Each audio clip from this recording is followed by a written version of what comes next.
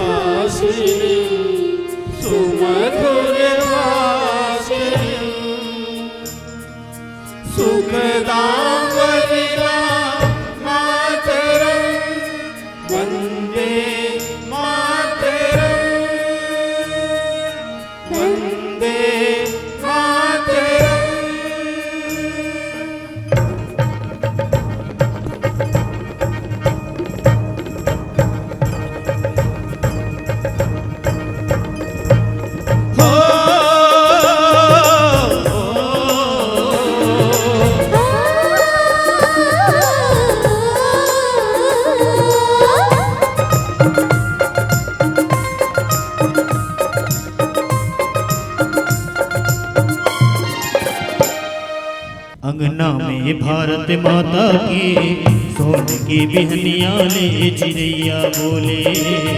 अंगना में भारत माता के सोन के बिहनिया ले चिड़ैया बोले।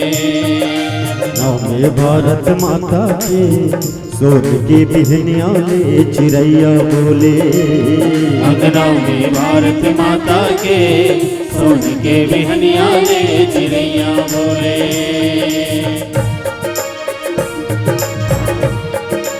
ओहो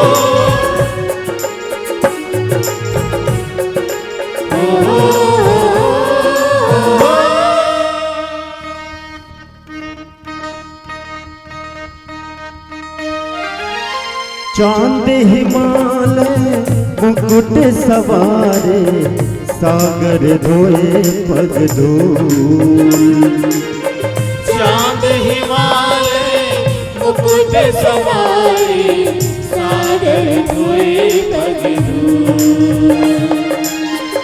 संझा के बेरियाला काकई बेसंगी लाल कमल कस फूल। संझा के बेरियाला काकई बेसंगी लाल कमल कस ओ अंगना में भारत माता के सोन के बिहनिया ने चिड़ैया बोले। अंगना में भारत माता के सोन के बिहनिया ले चिड़ैया बोले।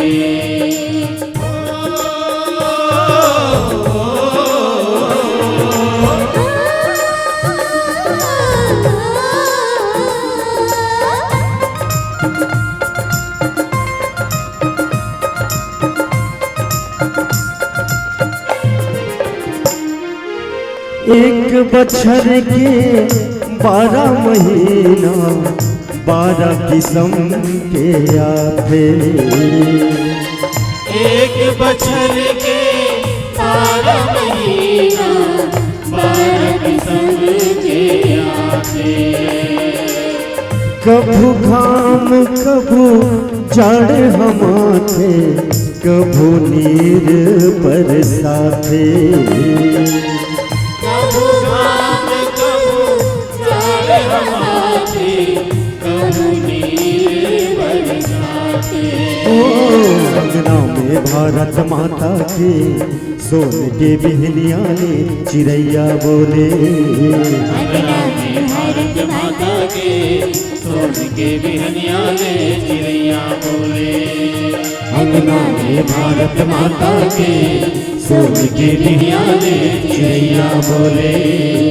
अंगना में भारत माता के सोन के बिहनिया ले चिड़ैया बोले।